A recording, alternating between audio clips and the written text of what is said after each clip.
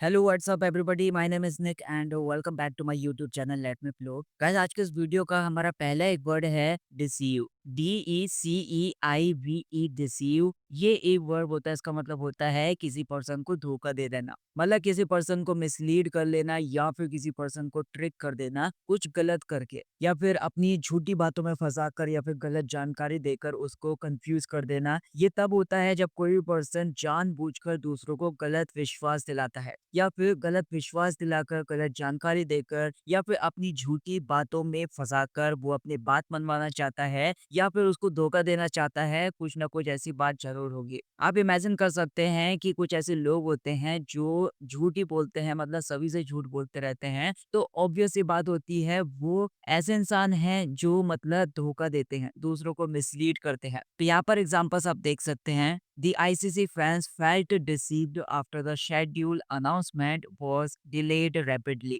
मतलब जो ICC fans हैं उन्होंने महसूस किया, क्या महसूस किया? धोखा महसूस किया। उन्होंने ऐसा महसूस किया कि उनके साथ धोखा किया गया है। आफ्टर द शेड्यूल अनाउंसमेंट, मतलब जो भी अनाउंसमेंट है, जो भी शेड्यूल है, जो भी कार्यक्रम है, उसका जो शेड्यूल है, उसके अनाउंसमेंट के बाद वॉज डिलेड रैपिडली, मतलब जो कि बार बार देर हो रही थी, बार बार देरी कर रहे थे उसमें। तो ऐसी शेड्यूल अनाउंसमेंट के बाद आईसीसी फैंस ने अपने आप को ऐसा महसूस किया कि उनके साथ धोखा हुआ था। She was deceived by a fake online shopping website, मतलब उसके साथ धोखा किया गया था या फिर उसके साथ धोखा हो गया था by a fake online shopping website. मतलब एक फेक ऑनलाइन शॉपिंग वेबसाइट थी, उसके द्वारा उस लड़की के साथ धोखा किया गया था। The public felt deceived by the politicians false promises, मतलब जो भी पब्लिक है, जो भी जनता है, उसने महसूस किया कि उसके साथ धोखा किया गया by the politicians false promises. मतलब जो भी पॉलिटिशियंस के गलत या फिर जो झूठे प्रोमिसेस थे या फिर झूठे वादे थे, उनके द्वारा पब्लिक के साथ धोखा किया गया था। पब्लिक ने ऐसा महसूस किया। अगला वर्ड है हमारा एक्सप्लॉयटेशन। EXPLOITATION, exploitation. ये एक नाउन है। इसका मतलब होता है कि किसी पर्सन के साथ अनफेयर ट्रीटमेंट करना, मतलब एक ऐसा ट्रीटमेंट करना या फिर एक ऐसे तरीके से बर्ताव आना जो कि अपने फायदे के लिए हो, मतलब अपने फायदे के लिए किसी के साथ गलत तरीके से व्यवहार करना या फिर किसी का अनुचित लाभ उठाना। अब जैसे जो गरीब मजदूर होते हैं, उनको कम सैलरी पर या फिर कम वेतन पर कड़ी मेहनत करने के लिए मजबूर किया जाता है, उनका शोषण किया जाता है, उनका एक्सप्लॉइटेशन किया जाता है, उनके साथ गलत तरीके से व्यवहार किया जाता है अपने फायदे के लिए, क्योंकि हमारा पैसा बचेगा और वो हमारा काम भी करके दे देंगे। तो इसकी वजह से उनके साथ शोषण होता है, उनके साथ एक्सप्लॉइटेशन होता है। इसके लिए आप ऐसा बोल सकते हो, उनके साथ मिसयूज होता है, उनके साथ अब्यूज होता है, या फिर उनके साथ मैनिपुलेशन होता है। तो यहाँ पर आप एग्जांपल्स देख सकते हैं। The company faced allegations of worker exploitation, मतलब कंपनी ने फेस किए एलिगेशंस को या फिर कंपनी पर आरोप लगाए ऑफ वर्कर एक्सप्लॉइटेशन, मतलब श्रमिकों के ऊपर या फिर वहां के जो भी वर्कर हैं कंपनी के अंदर,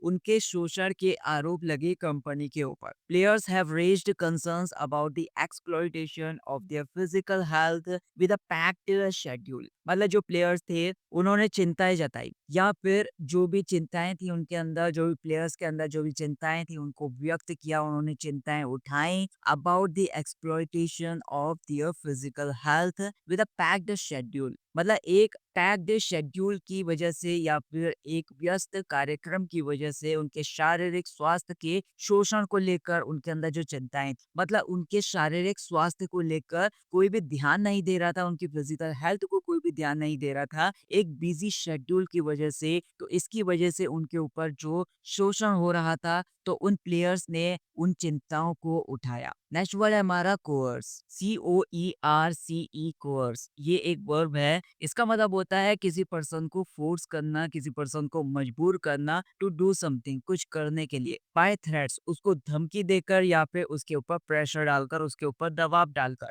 मतलब कुछ करने के लिए उसको मजबूर कर देना। अब जैसे अतुल सुभाष का ही केस है। अतुल सुभाष के ऊपर बहुत सारे चार्जेस लगा दिए गए, झूठे एलिगेशंस लगा दिए गए, झूठे आरोप लगा दिए गए। उसके बाद इन सारे सिचुएशन को झेलते हुए, इन सारी धमकियों को झेलते हुए वो मजबूर हो गया सुसाइड करने के लिए। तो मजबूर करने को आप कोर्स बोल सकते, तो मजबूर करने को आप कंपेल भी बोल सकते हो, या फिर प्रेशर का भी मतलब होता है किसी के ऊपर दबाव डालना, जैसे वो मजबूर करना, या फिर फोर्स का मतलब भी होता है किसी के ऊपर दबाव डालना या फिर कुछ करने के लिए किसी को फोर्स करना, मतलब मजबूर करना। She was coached by her peers to participate in the prank, मतलब उसके ऊपर दबाव डाला गया था या फिर उसको मजबूर किया गया था बाय हर पीयर्स, जो भी उसके साथी थे उनके द्वारा, to participate in the prank, मतलब जो भी प्रैंक वो करने वाले थे तो उस प्रैंक के अंदर पार्टिसिपेट करने के लिए उसके साथियों ने उसके ऊपर दबाव डाला या फिर साथियों ने उसको मजबूर किया उस प्रैंक में पार्टिसिपेट करने के लिए, भाग लेने के लिए। Some believe that Dubai's inclusion coached Pakistan into accepting the hybrid model, मतलब कुछ ऐसे लोग हैं जो ये मानते हैं कि जो दुबई का इंक्लूजन है, मतलब जो दुबई शामिल हुआ है हाइब्रिड मॉडल में या फिर दुबई को शामिल करना जो है,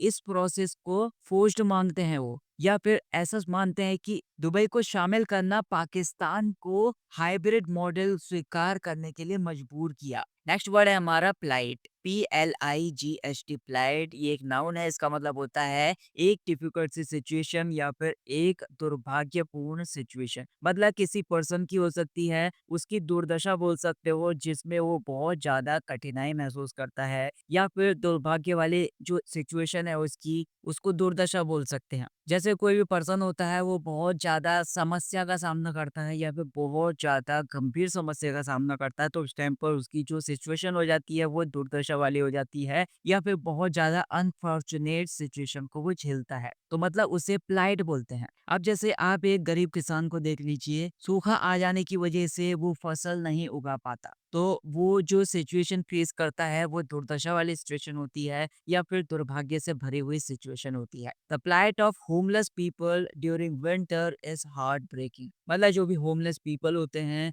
जो भी बेघर लोग होते हैं, उनकी जो प्लाइट होती है या फिर उनकी जो दुर्दशा होती है या फिर उनकी डिफिकल्ट या फिर अनफॉर्चुनेट जो भी सिचुएशन होती है, उनकी जो भी दुर्भाग्य से भरी हुई सिचुएशन होती है, वो सर्दियों के टाइम पे हार्ट ब्रेकिंग है या फिर दिल दहला देने वाली है। Reports showcased the plight of workers after the factory closure, मतलब जो भी रिपोर्ट्स हैं उन्होंने शोकेस किया या फिर उन्होंने दिखाया प्लाइट को ऑफ वर्कर्स का, मतलब जो भी वर्कर्स है उनकी प्लाइट को दिखाया, उनकी दुर्दशा को दिखाया आफ्टर द फैक्ट्री क्लोजर, मतलब जो भी फैक्ट्री क्लोज हो गई थी, फैक्ट्री बंद हो गई थी, उसके बाद श्रमिकों की या फिर जो भी वर्कर्स उसमें काम करते थे उनकी जो भी दुर्दशा हो गई थी, तो रिपोर्ट्स ने उसको उजागर किया या फिर रिपोर्ट्स ने उसको दिखाया। The plight of smaller teams is evident as they struggle to compete against stronger opponents, मतलब जो भी छोटी टीम्स होती हैं उनकी जो दुर्दशा होती है वो साफ साफ दिखाई देती है, वो बिल्कुल क्लियर होती है।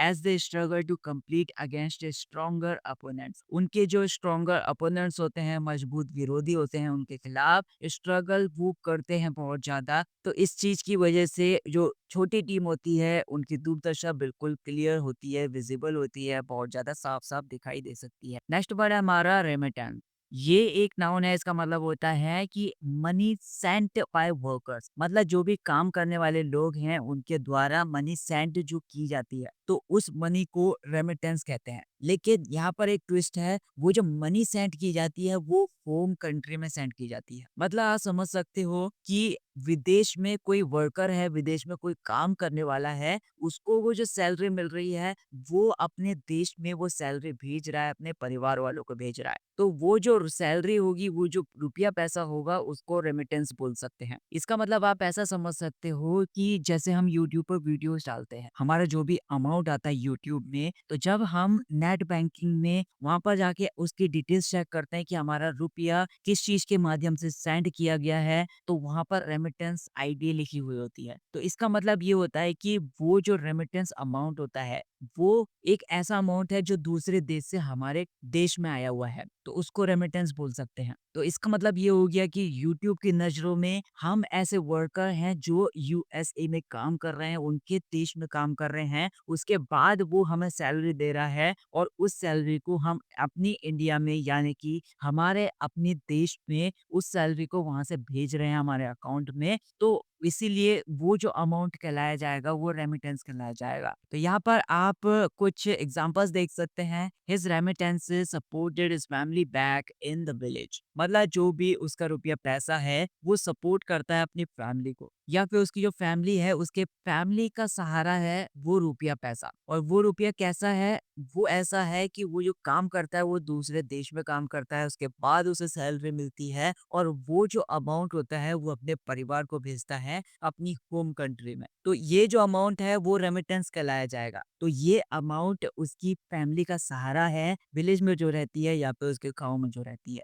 Remittances from overseas Indians have surged this year. मतलब जो भी हमारे इंडियंस रहते हैं विदेशों में, तो उनके जो रेमिटेंसेस हैं या फिर उनकी जो भी सैलरी है, उनको जो भी अमाउंट मिलता है, तो उनके अमाउंट में इस साल वृद्धि हुई है। The ICC's hybrid model will ensure significant remittances from Dubai's cricket economy. मतलब जो भी आईसीसी का हाइब्रिड मॉडल है, वो इंश्योर करेगा या फिर वो सुनिश्चित करेगा सिग्निफिकेंट रेमिटेंसेस। मतलब जो भी जरूरी अमाउंट है, जो भी जरूरी रुपया पैसा है फ्रॉम दुबई क्रिकेट इकोनॉमी, जो भी दुबई की क्रिकेट इकोनॉमी है वहां से जो भी रुपया पैसा मिलने वाला है, तो उस अर्थव्यवस्था से इम्पोर्टेंट अमाउंट को वो सुनिश्चित करेगा। अगला वर्ड है हमारा बर्डन। BURDEN बर्डन, ये एक वर्ब है। इसका मतलब होता है बोझिल हो जाना। मतलब ओवरलोडेड हो जाना, किसी चीज से ओवरलोडेड हो जाना या फिर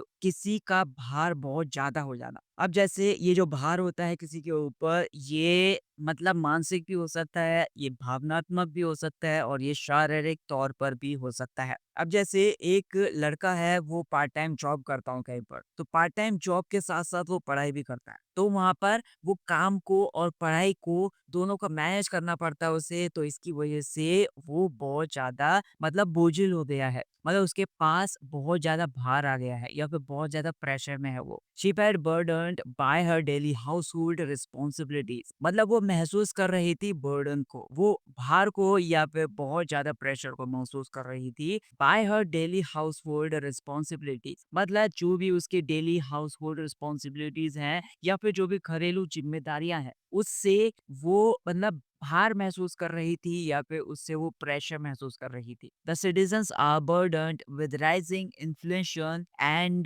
टैक्सेस। मतलब जो भी सिटीजन्स हैं, जो भी नागरिक हैं, उन्होंने भार महसूस किया या फिर वो बोझिल थे विद राइजिंग इन्फ्लेशन। जो भी महंगाई बढ़ रही है उस चीज की वजह से और जो टैक्सेस बढ़ रहे हैं उस चीज की वजह से वो बहुत ज्यादा प्रेशर में महसूस कर रहे थे। Pakistan cricket board is burdened with maintaining high standards at multiple venues। मतलब जो भी पाकिस्तान का क्रिकेट बोर्ड है वो बर्डनड है, वो मतलब बहुत ज्यादा बोझिल है with maintaining high standards at multiple venues। मतलब बहुत सारे जगहों पर जो हाई स्टैंडर्ड्स होते हैं उसको बनाए रखने में वो बहुत ज्यादा बोझिल है, बहुत ज्यादा प्रेशर में है। अगला वर्ड है हमारा सरकमवेंट। CIRCUMVENT,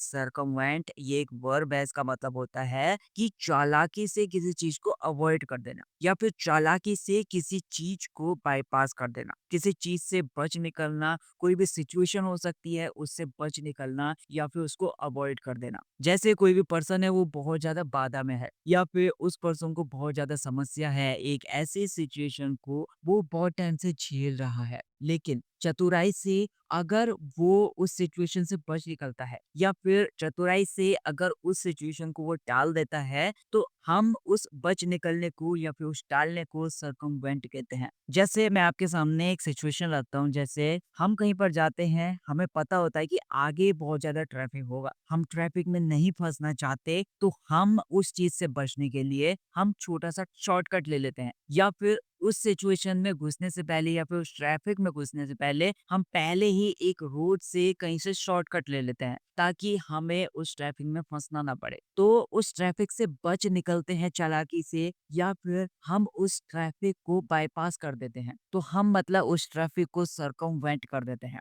तो यहाँ पर आप एग्जांपल्स देख सकते हैं। He tried to circumvent the traffic by taking a shortcut. मतलब उसने कोशिश की टू सरकमवेंट द ट्रैफिक, मतलब ट्रैफिक ट्रैफिक से बचने की कोशिश की या फिर ट्रैफिक से चालाकी से टालने की कोशिश की, ट्रैफिक से बचने की कोशिश की चालाकी से बाय टेकिंग अ शॉर्टकट। एक शॉर्टकट लेने के बाद मतलब उसने शॉर्टकट ले लिया ताकि वो ट्रैफिक में ना फंसे। Politicians are accused of circumventing laws to serve their interest. जो भी पॉलिटिशियंस हैं, जो भी राजनेता हैं, are accused of circumventing laws मतलब उन पर आरोप हैं ऑफ सर्कमवेंटिंग लॉज मतलब जो भी नियम होते हैं, जो भी कानून होते हैं, उनसे बचने का आरोप है उनके ऊपर। टू सर्व देयर इंटरेस्ट मतलब अपने हितों की वजह से या फिर जो भी उनके इंटरेस्ट हैं उस चीज की वजह से। The hybrid model was designed to circumvent political tensions between India and Pakistan मतलब जो भी हाइब्रिड मॉडल है वो डिजाइन किया गया है, वो डिजाइन किया गया था, इस तरीके से डिजाइन किया गया था टू सर्कमवेंट पॉलिटिकल टेंशंस मतलब जो भी पॉलिटिकल टेंशंस हैं या फिर जो भी राजनीतिक तनाव है उनसे बचने के लिए तैयार किया गया था बिटवीन इंडिया एंड पाकिस्तान। जो भी इंडिया और पाकिस्तान के बीच में पॉलिटिकल तनाव है उनसे बचने के लिए ये जो हाइब्रिड मॉडल था वो डिजाइन किया गया था। अगला वर्ड है हमारा डायर। ये एक एडजेक्टिव है, इसका मतलब होता है कि कोई भी ऐसी सिचुएशन है जो कि बहुत ज्यादा सीरियस है, बहुत ज्यादा अर्जेंट है या फिर बहुत ज्यादा भयावह है। मतलब एक ऐसी सिचुएशन है जिस पर तुरंत ध्यान देने की जरूरत है। आप ऐसे बोल सकते हो एक ऐसी सिचुएशन है जो कि डेडफुल है मतलब बहुत ज्यादा खतरनाक है, तो आप उस टाइम पर उसे बहुत जल्दी रिस्पॉन्स कर दोगे या फिर बहुत ही जल्दी उस पर ध्यान दे दोगे। बहुत ज्यादा अगर कोई सिचुएशन क्रिटिकल है तो उस टाइम पर भी बोल सकते हो कि वो सिचुएशन बहुत ज्यादा सीरियस है। एग्जाम्पल्स आप देख सकते हैं। The doctor said ignoring the symptoms could have dire consequence मतलब जो डॉक्टर है उसने कहा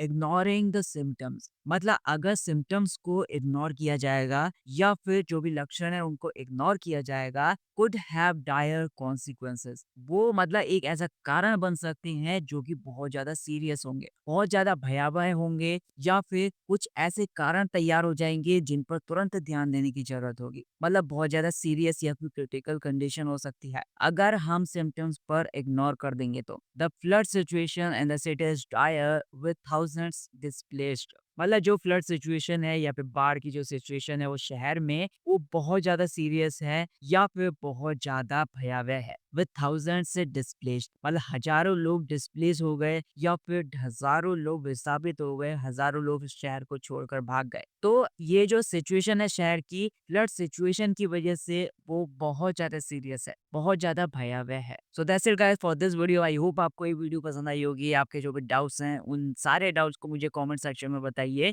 ताकि मैं उन सारे डाउट्स को अपने वीडियोस में लूं और आपके डाउट्स को क्लियर कर सकूं। अगर आपको वीडियो पसंद आए हो तो वीडियो को लाइक कर देना, चैनल को सब्सक्राइब कर देना। Thank you so much for watching this video.